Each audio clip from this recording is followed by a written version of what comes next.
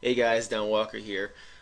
Oh, I thought I was actually going to go to bed, but I decided to make a video because I feel inspired and compelled to do so. And the one earlier, if you're in if you've subscribed to my channel, you'll see that I made one for how to create a Facebook event. This one here, I feel that most people should know if they either have an Empower blog or they are trying to create a banner for Facebook, because it's very basic. And if you decide to do this, you can definitely use this method.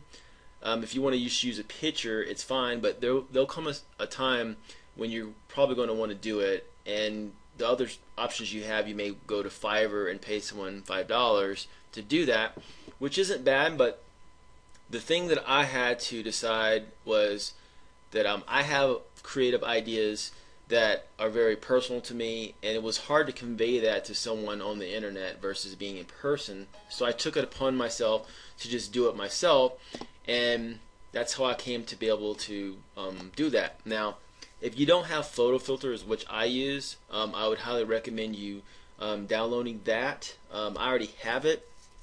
If you have Photoshop, even better.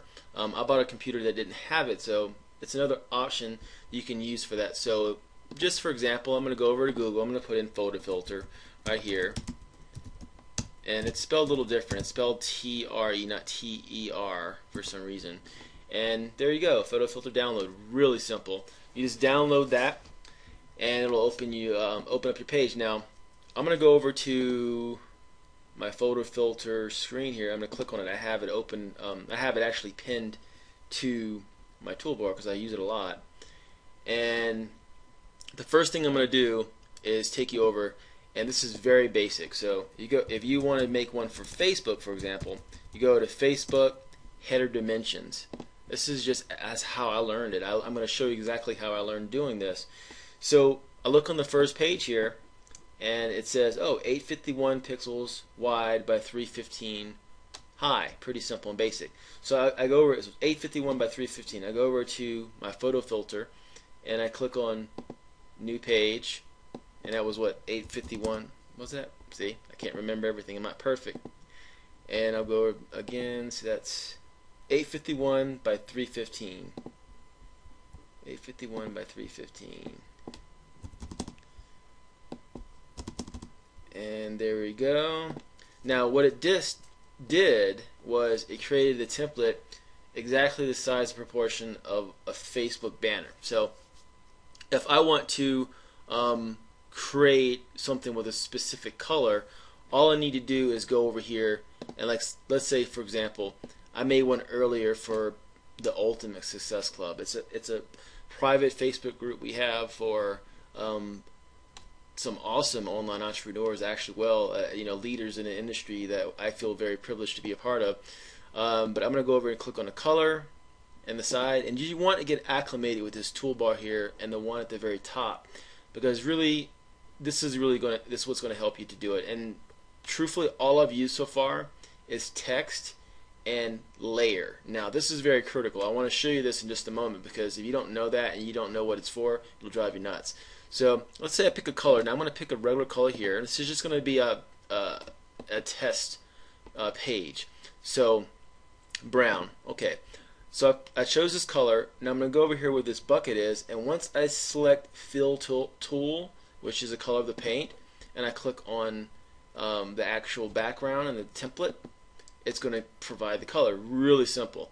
Now if I want to just put in some type of text, all I need to do is just click on this T at the top, which stands for text.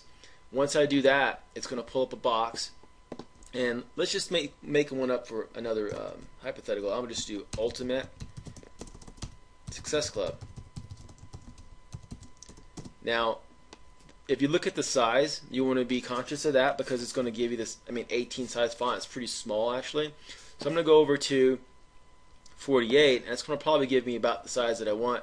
And I selected the font style as Impact. I like that one because it's it gives you very clear and easy to read readability of the letters in the font. And that's why I like it. So I'm just going to test this out real quick. So okay, Ultimate Success Club, kind of small. So unless you want to write more on, or create more text. If this were by itself, then it's kind of small. But let's just say hypothetically that I want to create more.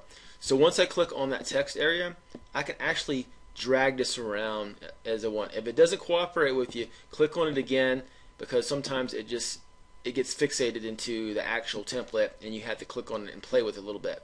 So once I do that there, I can move it around. Let's say that I want to create some more text. Now I don't want to create more text in the same text box.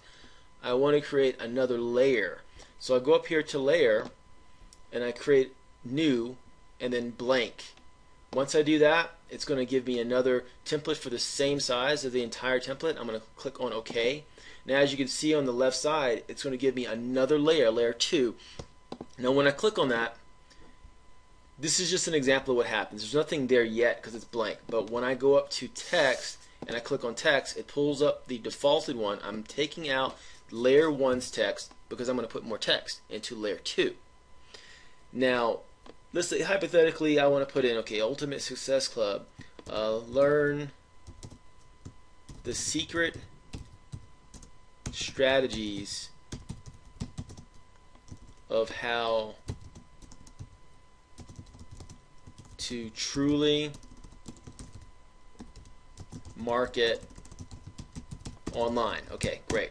So now that I did that, I'm going to have to adjust this a little bit because it's not going to be positioned where I want it. See, it's kind of too big because I have it on 48. So what I'm going to do is I'm going to go back over to layer, actually it's layer 3 because the first layer is the template, layer 2 is the first font, and this is layer 3.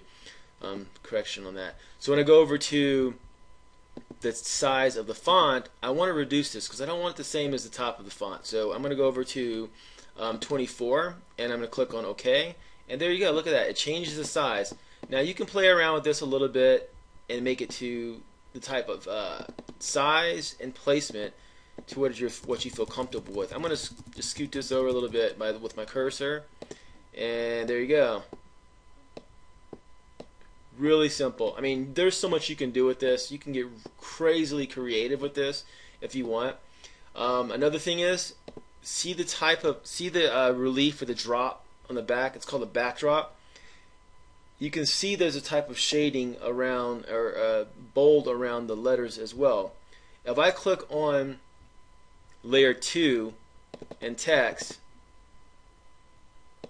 layer 1 text, sorry about that.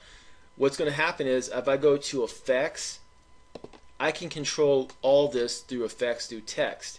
If I click on if I uncheck this drop shadow, it's going to take away this shadow. I actually like the shadow, so I don't want to do that.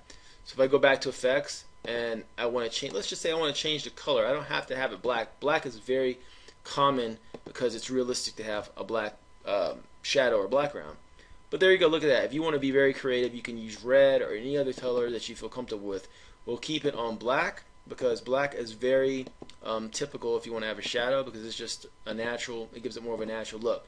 Now, there's another thing, the actual borders around this, you'll see, if I click on effect, this little check mark where it says stroke, stroke is the actual tracing of the letters. So if I take that and uncheck it, it takes it away. Depending on your template, you may want to go with that. I like the stroke sometimes because it just gives that extra pop, and I think it's preferable. I think it's a matter of preference. So if I want to go over here and click it on again, there you go. It gives you that nice, crisp border, but it also gives you the effect of the drop. So another thing, if you go over to the sidebar and you look at these other types of tools, this is one that I really like a lot. There's one here, the line tool.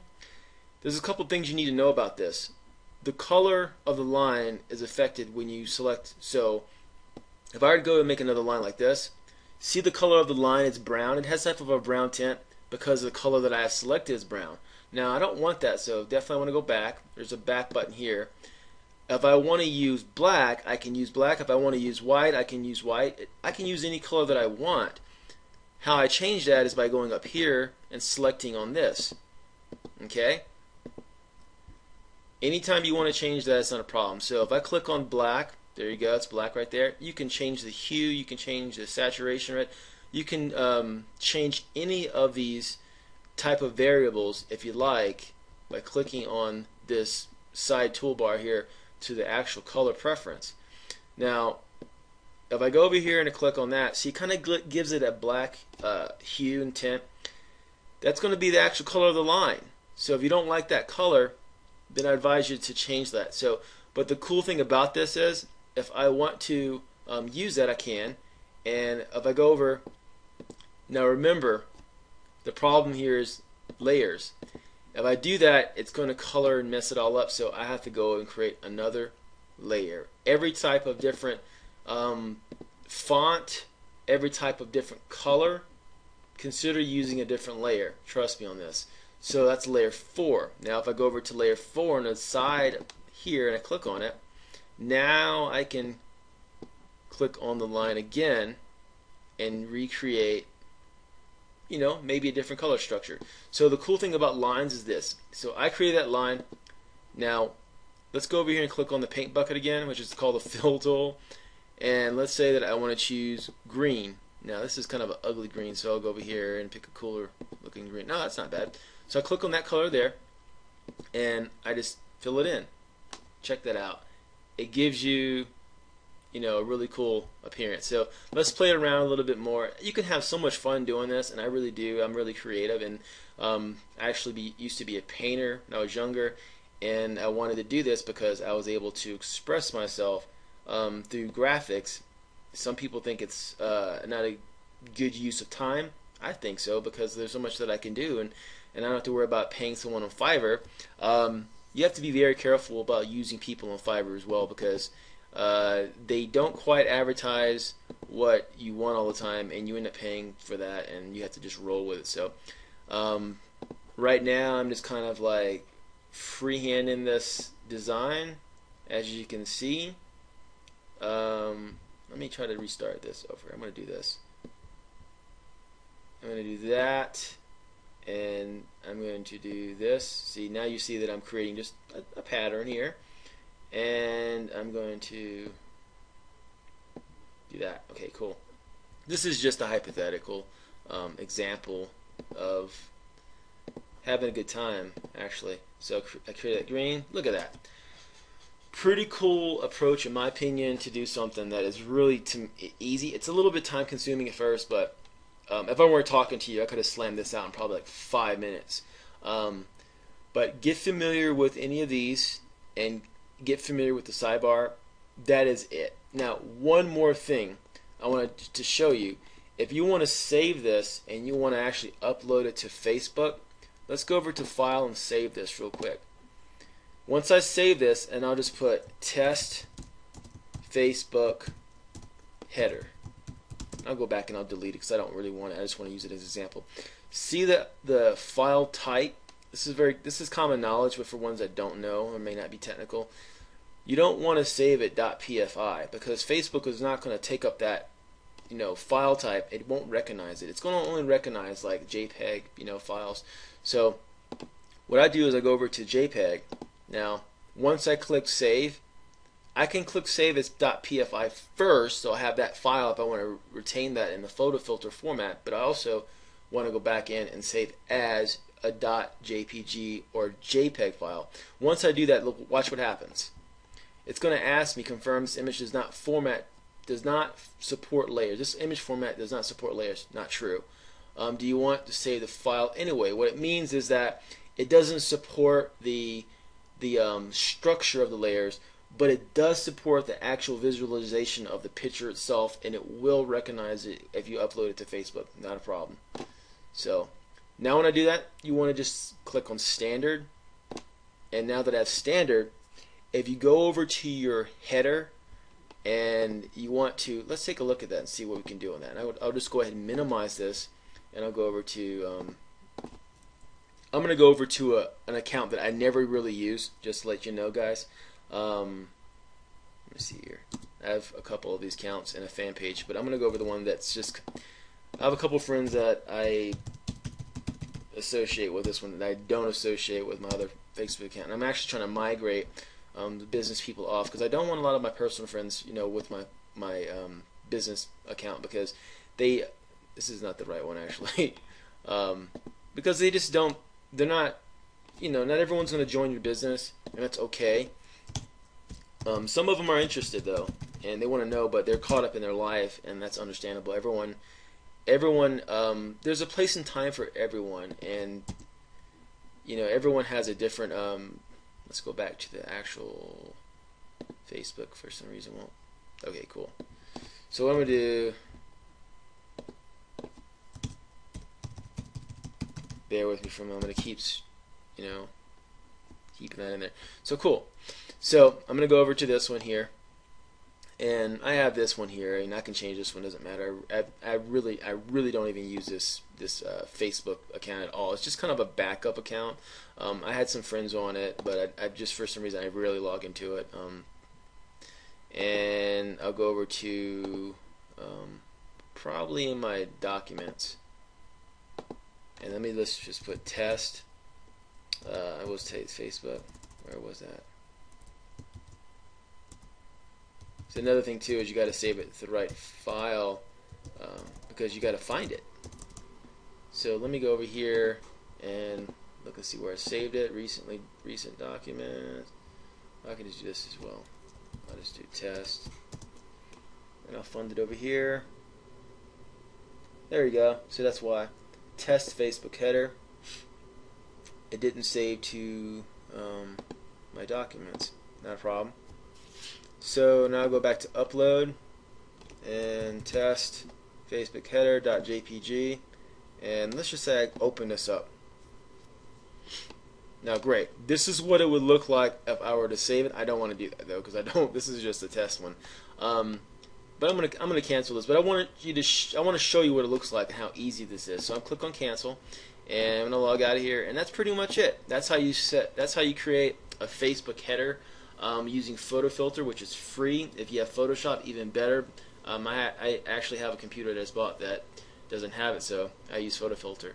Other than that, guys, feel free to connect with me on Facebook. I'll leave my link at the bottom of the video, and also introduce you and welcome you to a group that I work with that has given me the ability to really not just work online, but really give me a chance to build a lucrative, sustainable business with serious people that are making some serious strides. I mean, we're talking about high traffic, ranking the first page, and just serious success. I mean, really making good incomes on the internet.